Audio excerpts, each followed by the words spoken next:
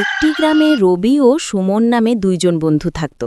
রবি ছিল পরিশ্রমী ও আনন্দময়ী, অন্যদিকে সুমন ছিল অলস কিন্তু ভালো মনের মানুষ। প্রতিদিনের মতো রবি একদিন সকালবেলা মাঠে কাজ করতে যাচ্ছিল। তখন তার দেখা হয় সুমনের সাথেই। তখন রবি সুমনকে বলল, সুমন, আজ আবার সকালে উঠেছ না মনে হয়? ভাই, ঘুমটা এমন মিষ্টি ছিল, উঠতে ইচ্ছা করল না। কাজ তো কালও করা যাবে। তাই বলে প্রতিদিন কাল করবি? আমি তো ভোরে উঠে মাঠে গিয়েছিলাম, জমি তৈরি করেছি। ওসব তোরই জন্য রে। আমি একটু আরাম পছন্দ করি। জীবন একটাই, উপভোগ করতে হয়। উপভোগ করবে ঠিক আছে, কিন্তু পরিশ্রম ছাড়া ফল পাবে কিভাবে?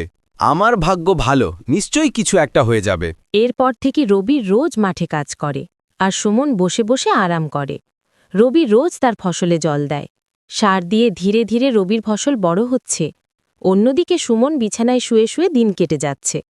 এইভাবে কিছুদিন কেটে যায়। তারপর একদিন দুই বন্ধু তাদের জমিতে গিয়ে দেখতে পায়। দেখ সুমন, আমার ধান গাছগুলো কি সুন্দর বড় হয়েছে।